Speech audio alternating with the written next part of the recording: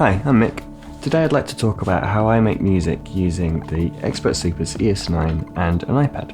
So this is an application called AUM, and it's kind of like a modular mixer. How it works is I have my iPad, excuse my terrible drawing here, just say iPad, and then I have a USB-C hub which has got 4 USB-A ports, and then I've got my modular system, and in the corner here I've got the ES9, and that's going via USB-C cable that goes into the hub. So that connects the ES9 and it just behaves like a regular audio interface. I also have a sequencer. I use the Hapax, and that goes into the hub via USB. And I also have a keyboard which I use. I use the Keith McMillan Q Nexus. It's a little keyboard, and that goes in via USB into the hub. And I think I may have another USB device plugged in as well. Yeah, I think it's the SB404 is also via the hub. So that's the routing, that's how it's all connected. And yeah, I've got outputs from the ES9 and they go into basically my speakers.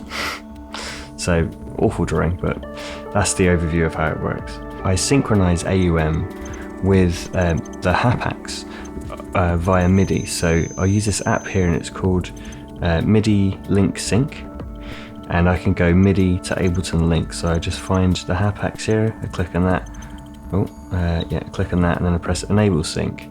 When I press play on the Hapax, syncs up, and then so that's 120 BPM. If I change the BPM on the Hapax here, I change it to 105, that syncs there. It's pretty tight sync. And then when I go into AUM, it says one link. So over Ableton Link, you see that's 105 BPM there. So on the left here, you probably can't see it very well, I have a Mutant Brain MIDI to CV, and that's just connected to the Hapax. I've got a very simple sequencer generated on Hapax. That's going into an oscillator. Cool, so you can see the lights on the ES9 there, they're flashing up. And those lights represent the volume or the signal that's going into those channels. In order to hear that, I'm going to go into the iPad and I'm going to click on audio, and I'm just going to find the hardware input that I want to listen to. So hardware input 1. There you go, little popcorn sound. And if I want to hear the other channel, I'll just create a new mixer channel, and then I go to input 2. So what makes this a modular mixer is because I can insert effects into it. So let's say if I want a bit of reverb on this one here, I can just go into the plus button and then audio unit extension. Audio units are basically VSTs in the Mac OS format, but there are a ton of they're called AUV3 audio units for the iPad you can get, and there's some super creative ones out there. But I'll keep it simple for now. I'll just grab a simple reverb. It's a FAC Altezza. So as you can see, it's just like a VST. It just floats over the window. You can double click it to full screen. So let's reduce the wet. Let's add a delay onto the other sound. Let's go Other Desert Cities.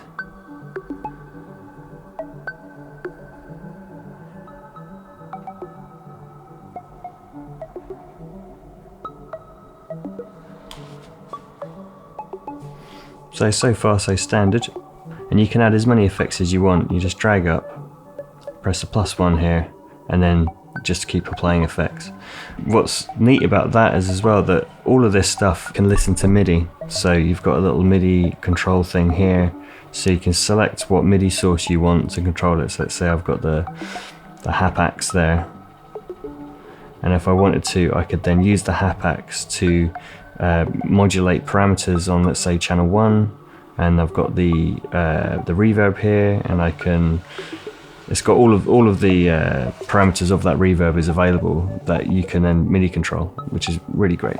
Say if you wanted to save CPU power, you can set these effects up as send effects instead, which is very simple to set up. And again, this is part of the modular mixer thing. So create a new channel, and then you just go into mix bus, and then create a mix bus.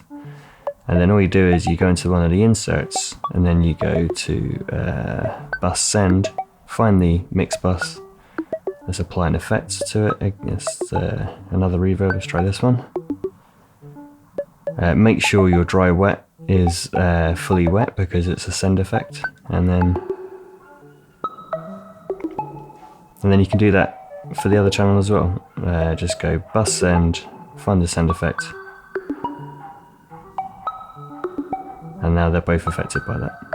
Let's just pick another effect for the send effect on B. Let's just let's try this delay here. Again, let's find the dry and the wet control. It's a bit weird on this one. Dry. Now what's quite nice is that because this is being synced via the MIDI Link Sync app, the delays are going to be synchronized if you want them to be. Another thing that's cool is that you can actually arm all these tracks individually, and then when you press record, you're going to be recording essentially multi-track. And these are going to be individual files that you can then play back or send into the computer. So if I use this thing called audio share, so if I go to AUM recordings and this Untitled one, I've got these 4 tracks here. If I press stop on that, you can hear the individual tracks. So you got that, and then the effects.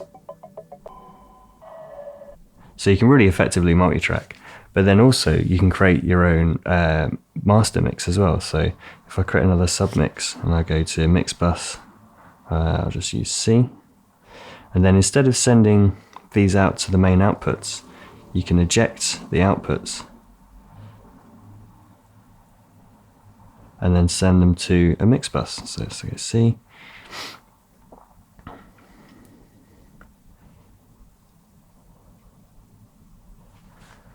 So now, if I press play again, this is all coming out into mix bus C, and let's rename mix bus C, let's call it master. So we've got our 4 individual tracks here. We've got our 2 effects tracks, our 2 melodic tracks, and in the master, we're only hearing the master because everything's being routed to the master mix bus. And the advantage of that is that you can add stuff like, I can add a compressor to the mix. If I can find the one I like, yeah. A nice little compressor.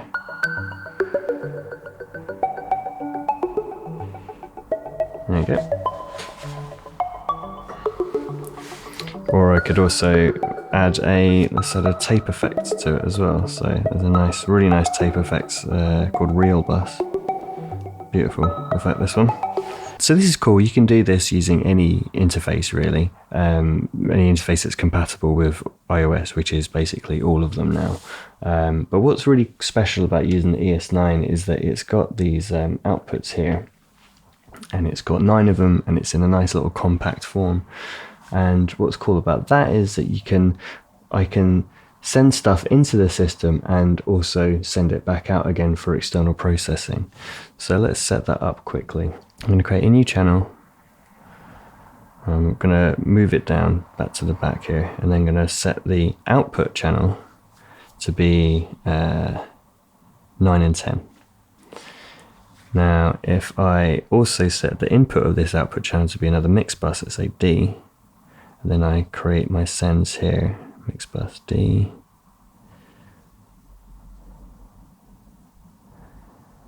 mix bus D. What that means is that if I send it like that and press play, you can see here the flashing means that the signal's being sent out. So that's being sent out via bus into this channel here, which is coming out of 9 and 10, which is 1 and 2 on the interface. We're not hearing this coming in, we're only hearing it coming out and then processed through the morphogene. So let's just record a little section.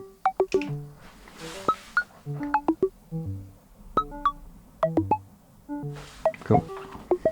And then when we change the sound on sound, can, you know, pitch it down, do the morphogene, typical stuff.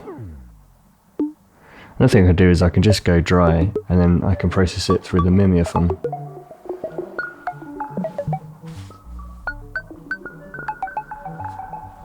So you get the idea.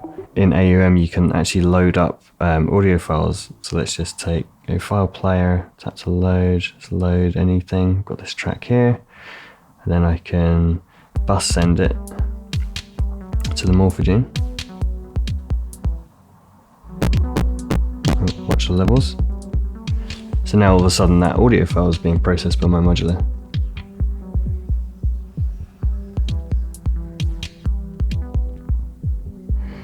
So I'm often sending stuff through. I've got like a Sherman filter bank up here. I've got the resonant EQ up here. You know, I've got several filters, delays. There's loads of instances where I can send stuff out into hardware and, you know, do some resound design. So that's the basics really. I guess while I'm here I can just show you some cool effects that I like to use.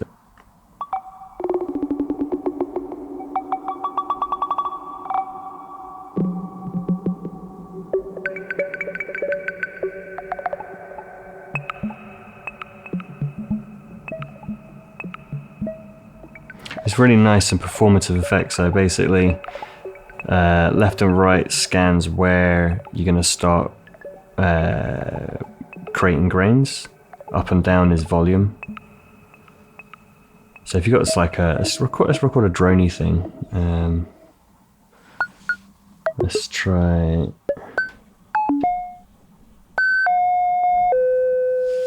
just that. Let's just record that.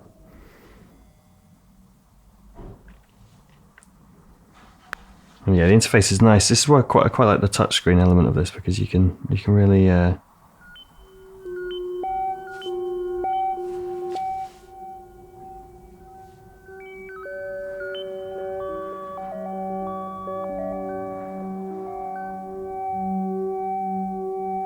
actually each instance comes with 2 versions.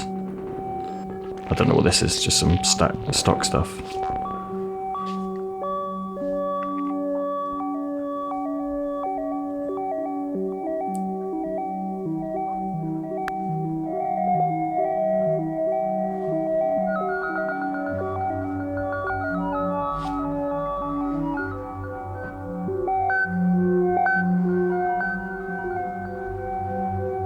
There's also Heimbach's apps, Fluss and Gauss.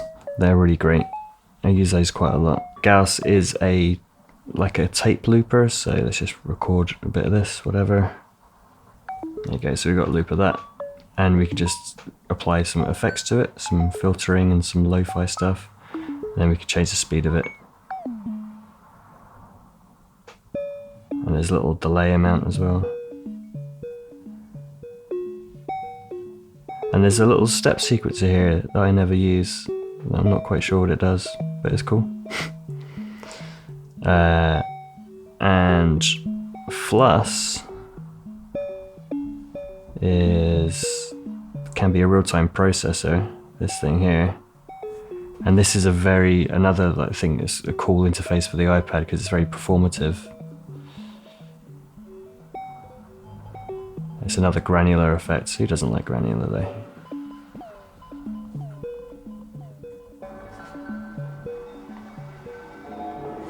Yeah, there's all sorts of like wacky effects.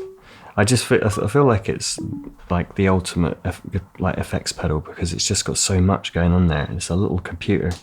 But yeah, that's a crash course in the ES9 and iOS, and I'll just play out with a few examples of music I've made with this setup. Cheers.